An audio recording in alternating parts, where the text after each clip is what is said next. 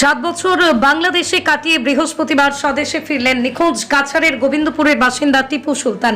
বাইকে ফিরে পেয়ে কি আনন্দ বদরুল হক লস্করদের। কাটিগড়া থানায় আবেগঘন মুহূর্তে জড়িয়ে ধরেন ভাইরা।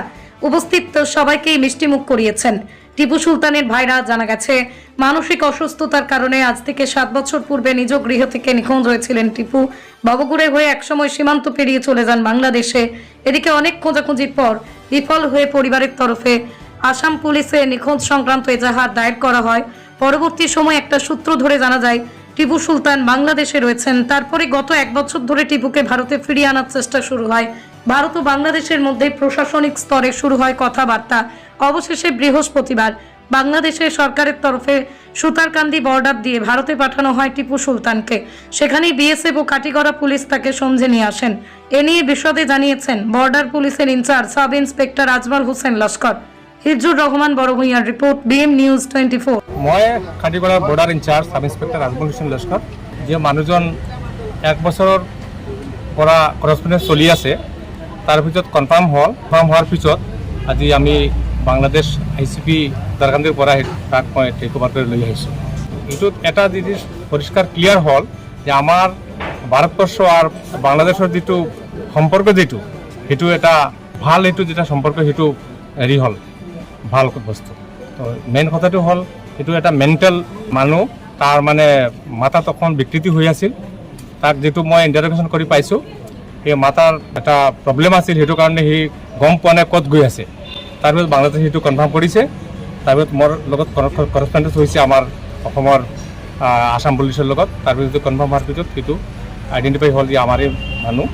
তো এতিয়া সেইটো কনফাৰ্ম হোৱাৰ পিছত সেইটো আমাৰ হেণ্ড অভাৰ কৰিছে। মানুহজন কিমান দিন বাংলাদেশত আছিল?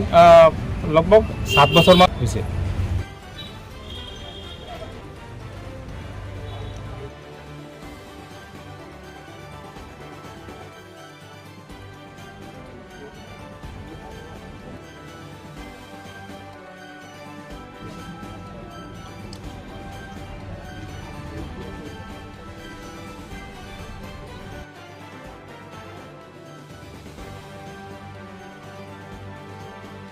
মই Katigora border incharge sub inspector Ajmal Hossain Laskar.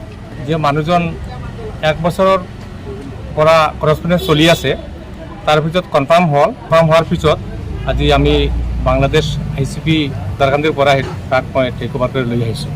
এইটোত এটা জিনিস পরিষ্কার ক্লিয়ার হল যে আমার ভারতবর্ষ আর বাংলাদেশের যেটো সম্পর্ক সেইটো এটা ভাল, এইটো যেটা সম্পর্ক সেইটো হেৰি হল ভাল বস্তু। তো মেইন কথাটো হল এইটো এটা মেণ্টেল মানুহ, তাৰ মানে মাথাত অকণ বিকৃতি হৈ আছিল। তাক যেটো মই ইণ্টাৰগেশ্যন কৰি পাইছোঁ সেই মাথাৰ এটা প্ৰব্লেম আছিল, সেইটো কাৰণে সি গম পোৱা নাই ক'ত গৈ আছে। তাৰপিছত বাংলাদেশে সেইটো কনফাৰ্ম কৰিছে। তাৰপিছত মোৰ লগত কৰসপন্ডেন্স হৈছে আমাৰ অসমৰ আসাম পুলিচৰ লগত। তাৰপিছত কনফাৰ্ম হোৱাৰ পিছত সেইটো আইডেণ্টিফাই হ'ল যে আমাৰে মানুহ। তো এতিয়া সেইটো কনফাৰ্ম হোৱাৰ পিছত সেইটো আমাৰ হেণ্ড অভাৰ কৰিছে। মানুহজন কিমান দিন বাংলাদেশত আছিল? লগভগ 7 বছৰমান।